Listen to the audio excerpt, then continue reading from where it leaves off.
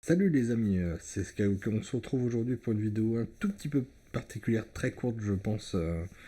En fait vous n'êtes pas sans savoir qu'aujourd'hui le 9 février, Red Bull a présenté sa voiture donc de 2022. Auparavant As avait présenté en fait juste sa livrée, donc c'est pour ça que je vous ai pas fait de vidéo dessus. Avait juste présenté sa livrée donc de l'année 2022 juste sur un prototype en fait, une image de synthèse en fait de ce que pouvait être leur voiture de 2022, donc, qui n'était pas très ressemblante. Donc Red Bull était les premiers normalement, étaient censés, et je dis bien censés, on va revenir longuement dessus, ils étaient donc du coup censés être les premiers à présenter leur nouvelle voiture en fait donc, pour l'année 2022. Donc on a eu le droit à une vidéo à partir de 16h45, une vidéo de présentation pas mal agrémentée de plusieurs interviews, de petits teasings, etc. Et en fait on est arrivé en fait à une voiture qui nous a extrêmement déçus. Je me l'ai soumis comme ça pour pouvoir vous la présenter. Je vais vous la présenter en plein écran juste après. Extrêmement déçu. Parce qu'en fait, on s'attendait à avoir quelque chose quand même qui allait préfigurer en fait le modèle de l'année 2022, même si on sait que avant les essais, avant le premier Grand Prix, c'est pas totalement les mêmes modèles, parce que du coup, chacun garde ses petites subtilités pour essayer de garder le mystère jusqu'au bout. Et là, en fait, grosse déception. Et donc, je vais tout de suite vous la présenter. Voilà. Donc voilà, en fait, ce à quoi on nous a habitués. En fait, tout simplement, c'est la voiture. Alors, là, comme ça, on a l'impression que elle est plutôt pas mal. On se dit, ouais, bon, ça fait vraiment F1. On la voit assez mal dessus, on a l'impression que ça c'est l'image un peu qui est comme ça, mais quand on zoome un peu dessus,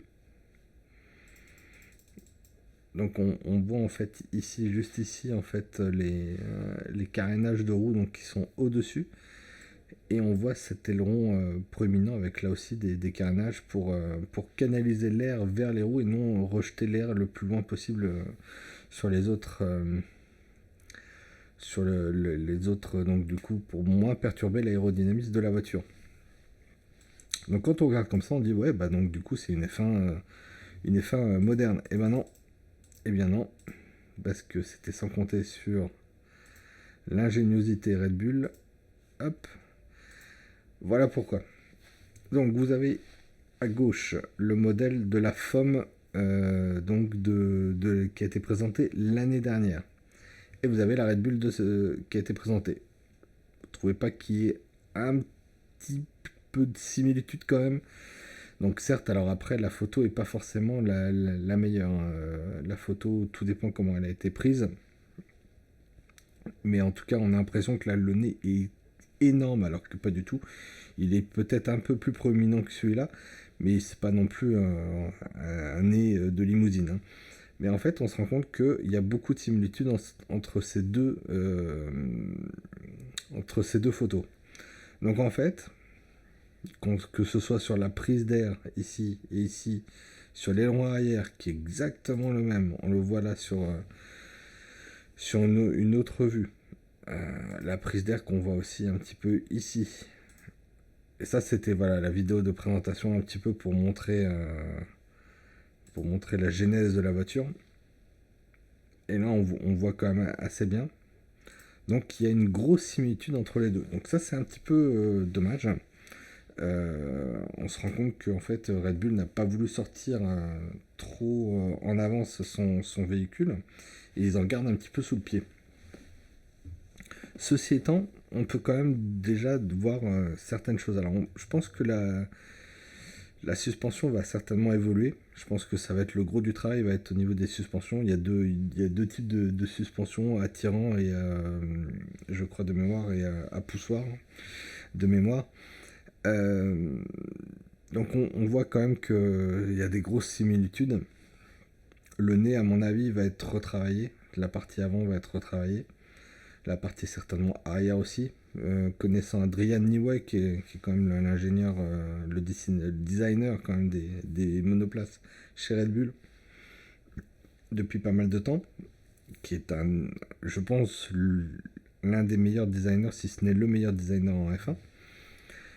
Donc on voit bien quand même il y a des grosses similitudes et les prises d'air là aussi, bon, celles-là sont un peu plus conventionnelles, mais par rapport à celles-là, mais bon, on voit quand même que c'est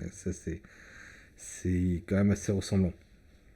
Alors si on rentre un tout petit peu dans le détail, alors ça aussi c'est une autre photo que j'ai prise d'un autre site, alors je vais pas trop zoomer pour pas que ça soit trop pixelisé.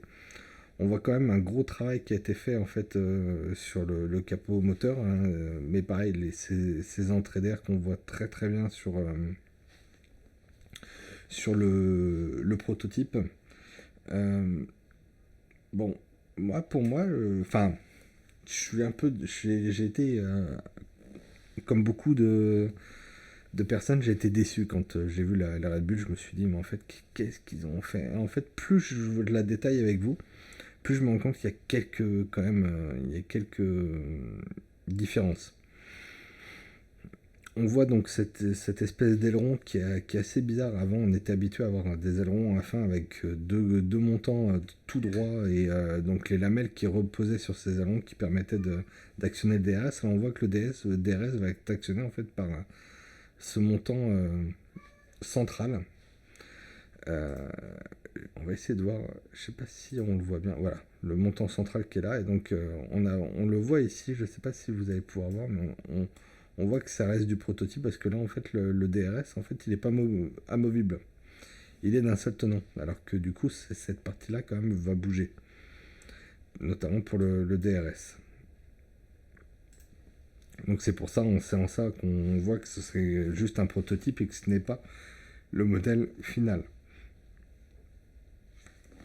Et donc du coup, on a cette vue un petit peu de l'arrière qui montre quand même le design, donc où l'arrière en fait se ferme très très bien. Et, euh, et alors attendez, hop là, est-ce que j'ai de nouveau accès au voilà. Donc là c'est une image tirée vraiment de la présentation. Donc on voit avec Max Verstappen, Sergio Perez qui a bien bronzé. Et on voit effectivement, voilà, le design des F1 2022 va être un design très très très épuré pour essayer justement de faire en sorte que le dirty air soit moindre et que comment dire, les voitures se suivent de manière beaucoup plus proche. En fait, actuellement, enfin jusqu'en 2020, depuis l'année dernière, en fait, quand vous aviez une voiture devant et une voiture derrière, l'air était perturbé. Le dirty air, donc l'air sale, en fait, ne permettait pas aux voitures de se rapprocher et de pouvoir après effectuer des dépassements. En fait, quand normalement derrière une voiture, il y a des perturbations et en fait, vous avez un espèce de couloir où il n'y a pas d'air perturbé puisque l'air a été évacué par les côtés de la voiture. Et donc en fait, du coup, vous avez un couloir presque sans air. C'est pas réellement le cas, mais du coup qui permettait en fait le phénomène d'aspiration, puisque du coup vous aviez un air qui était moins perturbé, voire même peu d'air, donc du coup la voiture pouvait se rapprocher. Là, donc c'est ce qu'on va essayer de récupérer avec ces modèles-là, que je vous remets à l'écran. Donc en ayant le moins d'aérodynamisme possible, et donc du coup d'essayer de faire des designs quand même plus sympas. Alors pour le moment, encore une fois, Red Bull a choisi la sécurité, et donc a fait en fait le modèle quasiment pour le moment a choisi quasiment le même modèle. Est-ce que toutes les fins vont se ressembler? Je ne sais pas. Je l'espère pas.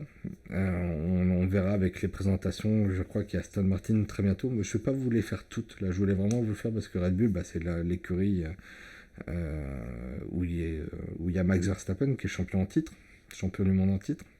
Donc c'était important quand même de le faire. Peut-être que je ferai la review d'Alpine ou alors s'il y a une livrée qui me plaît plutôt bien, parce que je pense que avant le premier Grand Prix, on n'aura pas les véritables F1.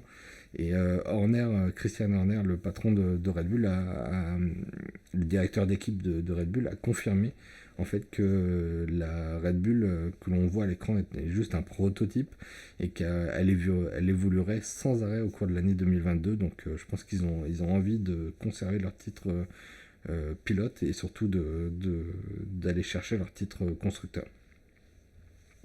Voilà un petit peu pour cette présentation très rapide de la Red Bull. N'hésitez pas à me dire ce que vous en pensez en commentaire. Je n'ai pas voulu vous faire une vidéo trop longue parce que en fait, je vous invite à aller voir les différentes présentations et le replay de la présentation de Red Bull si le cœur vous en dit. A très bientôt. Ciao ciao. Bye bye.